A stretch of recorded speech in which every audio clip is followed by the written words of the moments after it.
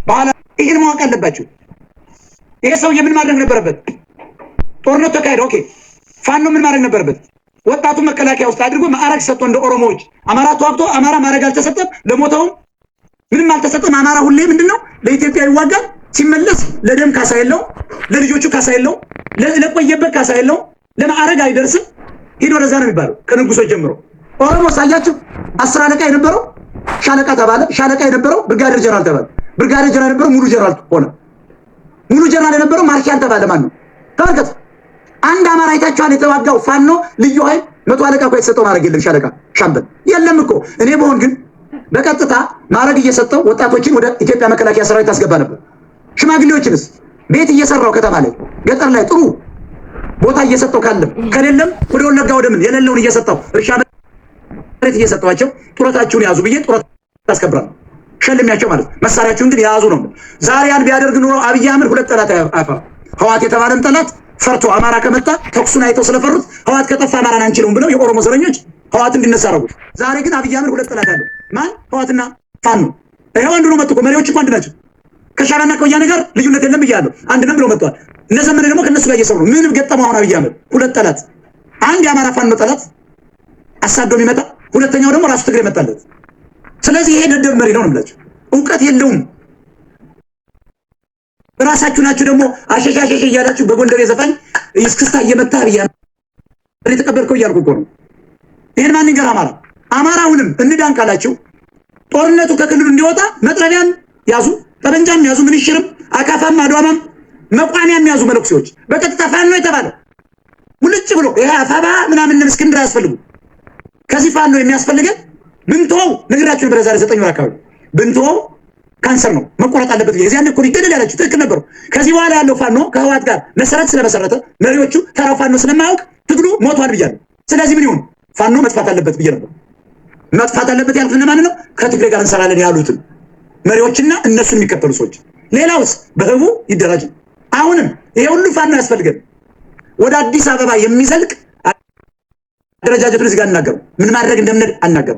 ራሱን የደበቀ ጉሬላ ፋይተር ወይም ሽምቅ ተዋጊ ያስፈልገናል። ጀግና ፋኖች ያስፈልጉናል። እነዚህ ደግሞ ጥቂት ናቸው። የሁሉ ጋጋታ አያስፈልግም።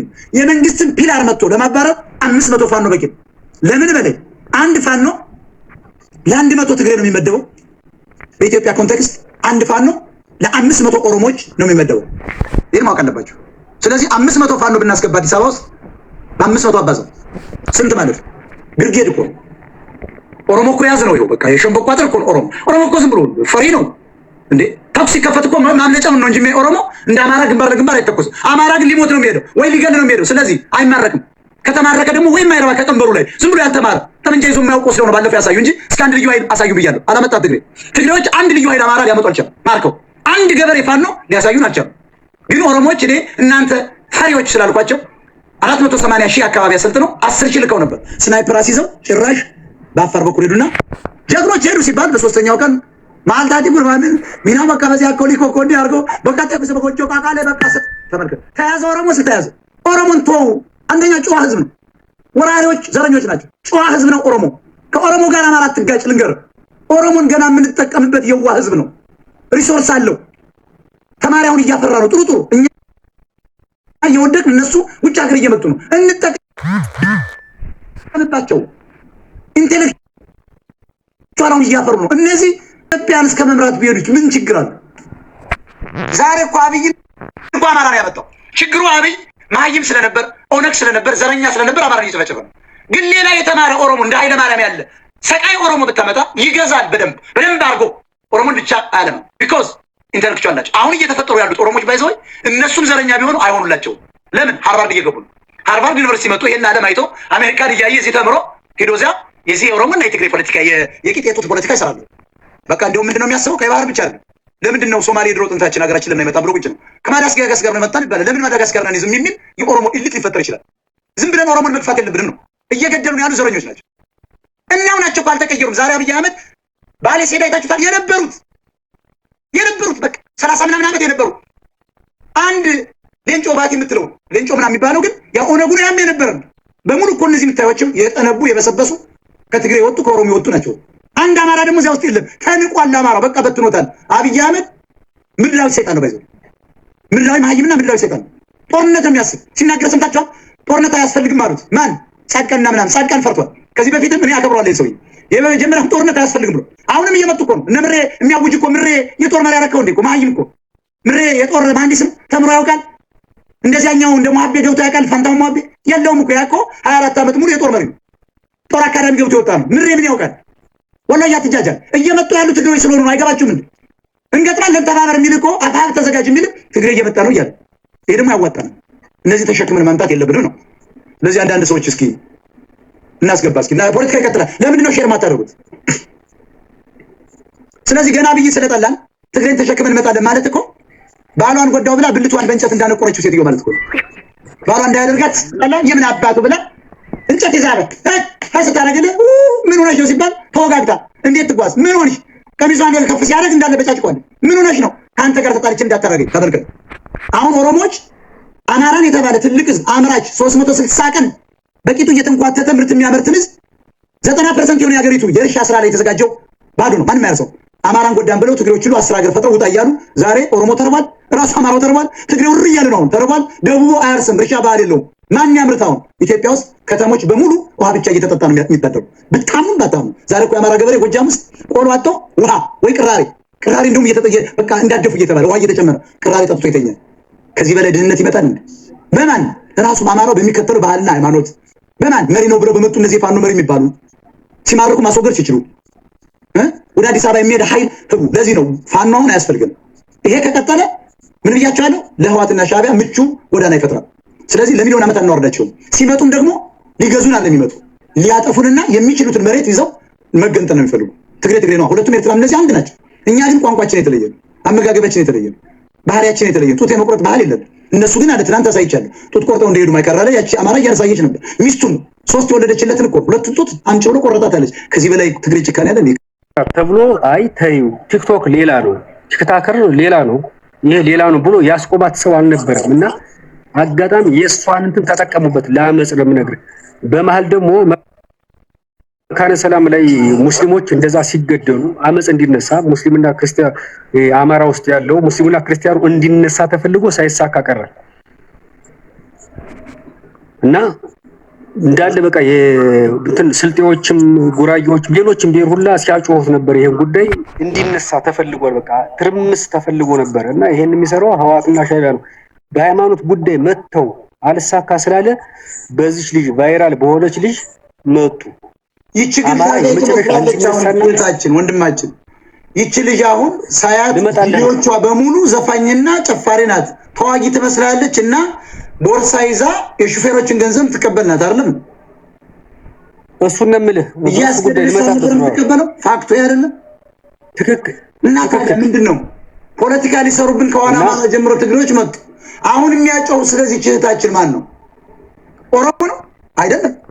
አይደለም። አንተን አንድ ጥያቄ ልጠይቅህ። የኢትዮጵያ መከላከያ ሰራዊት እኮ ጡት ቆረጠ ማለት ትግሉ ይብስበታል እንጂ ይቀንሳል? አይቀንስም።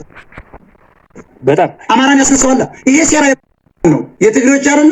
የሻዕቢያና ወያኖች አይደለም? የትግሬዎች ያገው ሸንጎች ደግሞ ከዚህ መልካም አገው ውጭ ደግሞ ይወጣሉ። አሁን እኮ በአብዛኛው አገው እንደ ኦሮሞ አሁን አንቱን ኦሮሞ አይደለም ምንድነው የሚባለው? ኩሽነን እያለ እኮ ነው። አሁን እኮ ተነስቶበታል በአማራ ባይዞ። ይሄ መታወቅ አለበት። ተነስቶብናል። ብዙ አሉ እዚያ ውስጥ ነው ማለት አንድ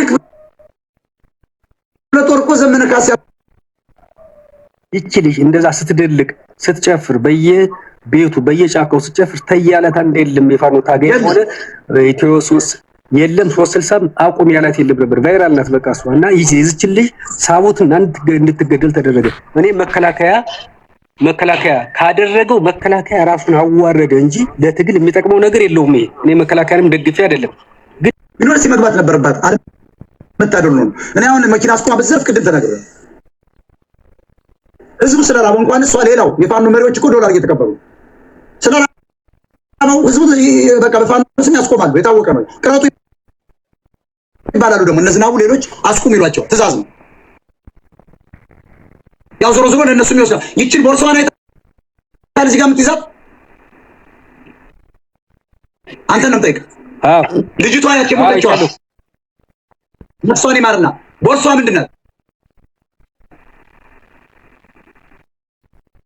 ምን እንደሆነ ታውቃላችሁ? እኔ እኮ የአማራ የፖለቲካ መሪ ነኝ ብዬ አስባለሁ። ምንድን እንደሆነ ታውቃላችሁ? አማራዎች ገንዘብ መሰብሰቢያ ነው። በአብዛኛው ቪዲዮዎቿን ስታይ ጭፈራ ነው። ጠመንጃ ይዛ ስትለማመድ አላየኋትም። ጠመንጃ ይዛ ስፖርት ስትሰራ አላየኋትም። ስፖርት እየሰራች አላየኋትም። ተራራ እየወጣች ስትሰራ አላየኋትም። ምንድን ነው እሪኩም መገላ እስክሳ በጣም ጎጃም መለኛው ጎንደር ናልኝ ምናምን ነው አይደለ? ይችን ልጅ ግን እንዳልከው ተጠቀሙባት። አየህ፣ መከላከያውን መጣት። ከዚያ በኋላ ሙታ ተገኘች። ደሟ ፈሶ አለቀ። ነፍሷ ጠፍቷል። መጡና ጡቷን ቆረጡ። ፖለቲካ ተሰራባት ነው የምልህ። በጣም ያሳዝናል። ቀጥል አጋልጥ። እንዳትፈራ። የኢትዮጵያ የእውነት አለቃ ባናቱ ሊዘቀዘቅ ይችላል። ቀጥል። ከዚያ እኔ ጠዋት ዛሬ አጋጣሚ እየዋራን ማለት ነው እና ወንድሙ እኔ አሁን እንትን የሶሻል ሚዲያ ሰው አይደለም። በዛኛው ስልክ ደውዬ ምናምን ላሰማ እችላለሁ። ወንድሙ አንድ ጊዜ ሪፖርት እያደረጉብኝ አንድ ዋርኒንግ አስገኝተውኛል። ሆን ተብሎ ከነቅዳሜ ገበያ ጀምሮ አይቻለሁ። በግሩፕ አስገብቶ እነዚህ ቤታ የሚባሉት እኔን ለማጥፋት ሚሽን ይዘው አማራዎች ይብሳሉ። የሚገርማቸው እነዚህ ደግሞ በአማራ ውስጥ ያደጉ በቃ አማራው ይብሳል። እዚህ አረብ ሀገር ያለው ምናምን እያሉ እነ መኳንንት የሚባሉ ሄኖክ ዘጌው እንዳለም እዚህ አሜሪካ ያሉ ሴቶች ሁሉ ሪፖርት ያደርጋሉ። ለምን ፋኖ አማራ ትግል ገንዘብ መዝረፊያ ሆነ። ስለዚህ እኔ እዚህ ጋር እየመጣሁ ስለማጋለጥ ይጥፋ ተብሏል። እኔ ለማጥፋት ብዙ እየተሰራ ስለሆነ ቤቱ የጠፋ ማለት እናንተ የላችሁም፣ መረጃ አታገኙ። ስለዚህ ፕሮፋይል ንቁና ከላይ ሼር ምልክቱን ነክታችሁ ቀስቱን ኮፕሊንግ አድርጉ። አሁን እንዲነቃ አሁን ለምሳሌ እንደዚህ ነገር ስትናገር አንተ በኋላ ነው ዘግይቶ የሚገባው። የዛሬ 3 ወር ወይም 2 ወር ነው የሚገባው። ለዚህ ማሳያ ልንገር። የባህር ዳር ልጅ ህፃን ተደፈረች ተብላ ስትመጣ ደግ አደረጓት የምትለዋን ያንተ ፓርት ቆርጠው አንድ ቲክቶክ አዘግተውብሃል። በኋላ ግን ዘግይተው መውጣት ትክክል ነበር አሉ። ያለፈ ታሪክ ከ6 ወር በፊት የሆነ ታሪክ ይዛ መታ በዛ ላይ አጀንዳ በመፍጠሯ ነው አንተ ተናደህ ልጁ የባህር ዳር ከነማ ማሪያ ለብሶ ደፋሪ ተብሎ ሲመጣ የጎጃም እሷ ደግሞ ጎንደሬ ነኝ ብላ የጎጃምና ጎንደር ፖለቲካ ለመጫወት ፈልጋ እስከመጣ የዛን ጊዜ ተቃውሞ እንደዛ ስትል ሰው ተናግሮ እንዴት ህፃን ትደፈር ይላል ብሎ ሞጣ አዘጋባ። አንድ ቲክቶክ ማስረጃ ነው ለሰው የምንነግረው። ግን ቆይቶ ግን ትክክል ነበር ሞጣ ብሏል።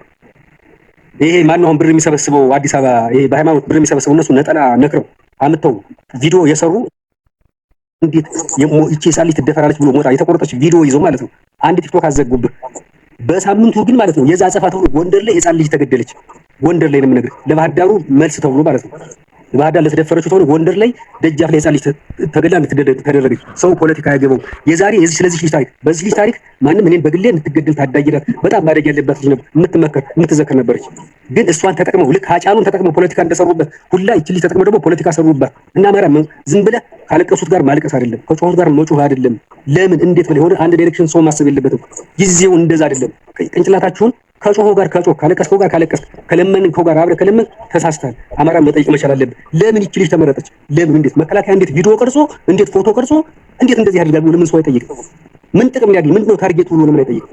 አይደለም ይቺ ልጅ በመሞቷ እኔ በጣም አዝኛለሁ። ቪዲዮውን ሁላ ሳይሆን ፎቶንም ሳይሆን ቀፎኛል፣ አንገሽግሾኛል። ብዙም ሰው እንደዛ ነው። እንደዚህ እንድትሆን ማንም አይፈልግም። ግን ልጅቱ ሚኒሻ ማትፈራን የምነግርህ ብቻዋን መኪና አስቆማ ብር የምትቀበልናት።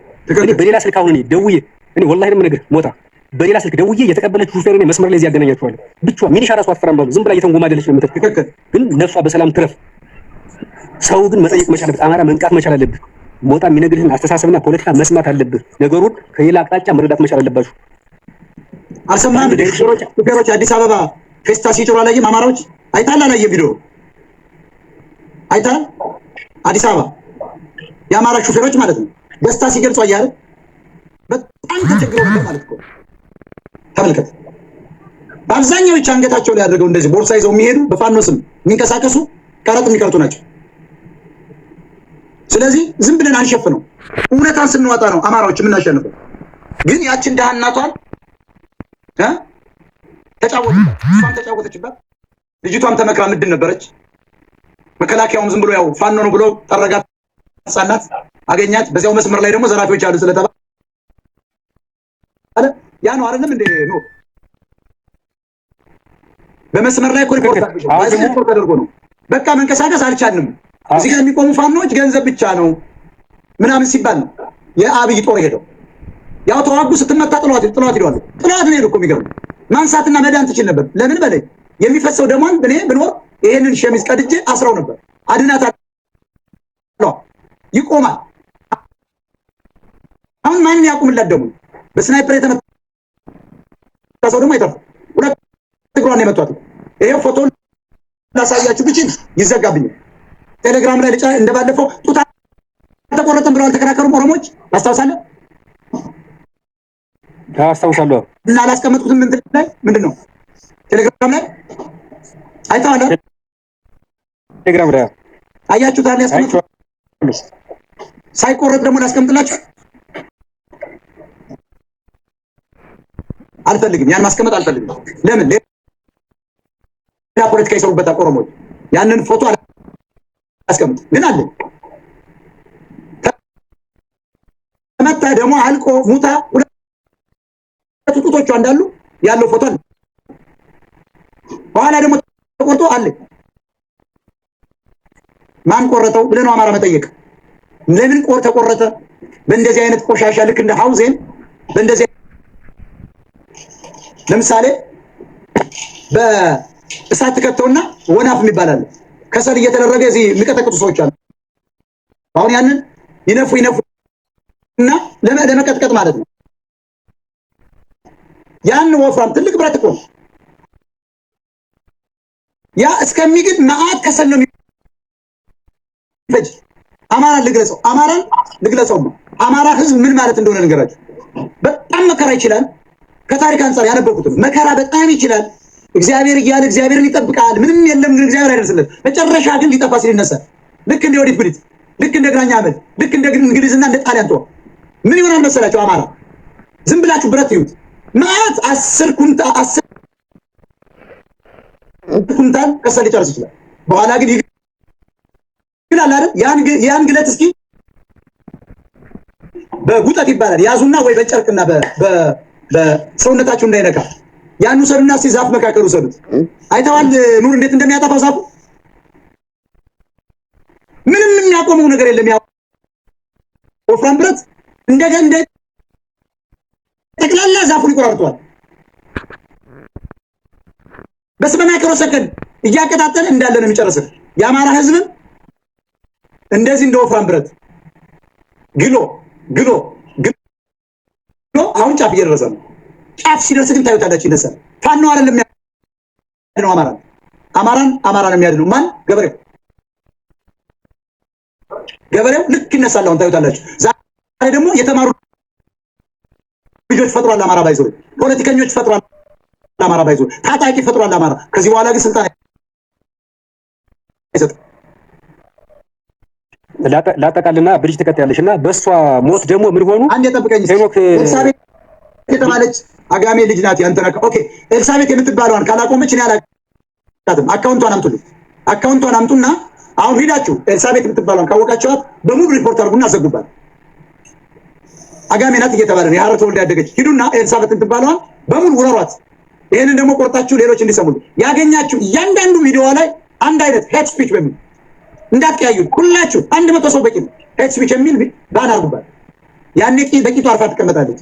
ልክ እንደ ሀቢባ ማስክ እያደረገች እንድትገባ ነው ማድረጋት። አሁን ሀቢባን ትቻት ማስክ እያደረገች ነው ማስገባት።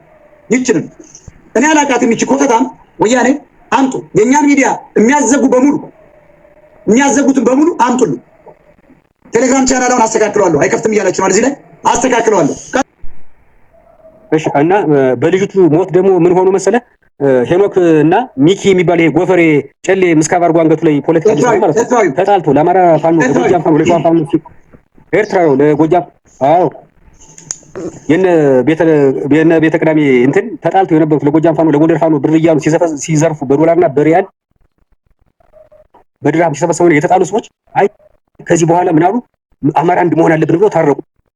በጣም ይገርማል። አንተ ሌባ ሲባባሉ የነበሩት አንድ መሆን ይሻለናል። ለምን መሰለህ ታሪክ ያደረጉት የተጣሉ ፋኖች ሲካፋሙ ይታል አይደል? እነዚያም ብር ሊሰበስቡ እና እነዚያም ደረጀነ ምናምን ብለው የተሳስመው የመጡት እስክንድር ነጋና መከታው ከዘመነ ጋር ይገናኛሉ? በፍጹም እኮ አይገናኙ። አላማቸው እነዚያ ሌላ ነው፣ የዘመነ ሌላ ነው፣ የምሬ ሌላ ነው፣ ሁሉም የጎንደሮች ሌላ ነው። የጎንደር ፋኖ እኮ እንደውም የመንግስት ደጋፊ እኮ በአብዛኛው በእነ ምስጋናው አንዱ ዓለም የሚመራ እኮ ነው ፋፍዴ።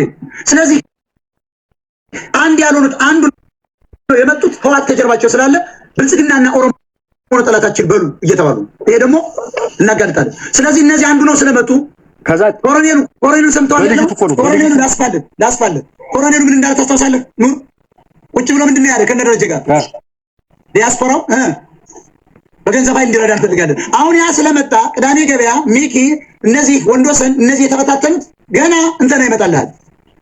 ዩሪ ይሄ ጎንደር ጠሉ ገና ሄኖክ ሽጥላ ይመጣልሃል። ይመጡና ኃይለኛ ገንዘብ አለ ጨላለ የዲያስፖራውን ገንዘብ የዚህ አረብ ሀገሮችን የላባቸው ውጤት እነዚህ ደም ጠጮችን ቅዳሜ ገበያ በአማራ ሞት እኮ የሚበሉ ናቸው። በአማራ ሞት አማራ የለም ብላለች እኮ አገር ነው ብላለች። የሚሰራ አላውቅም አማራ ውስጥ ነው ቀጥል ሊበሉ ነው። ትክክል አጋልጣቸው ብሪጅስቶን ወድበታለች። ቀጥል የልጅቱን ሞት ምን አደረጉት? መታረቂያ አደረጉት። ለነሱ ድግስ አደረጉት። ታውቃለህ? አንድ መሆኛ አደረጉት። ከዚያስ መተው ምን ይላሉ? ገንዘብ ነው የሚጠይቁ። አንተ ያለኛ አሁን እኮ ጋለሞታው ነው እኮ የአማራን ትግል የያዘው የቡና ቤት ሰራተኞች ናቸው። ያሳፍራል እኮ ባላቸውን ወደ ሲኦል ላኩ። አሁን እሷ ዳዊት የተባለን አቀናባሪ ሲኦል ከተዋለች። አልሞተም እንጂ የጋለ ብረት ምጣድ ላይ ነው ቂጡን ያስቀመጡት ከነ ቤተሰቡ። ራሱ ሂዱና ዩቲዩብ ላይ እየተናገሩ እነዚህ ባላገሮች ሸወዱኝ ያለ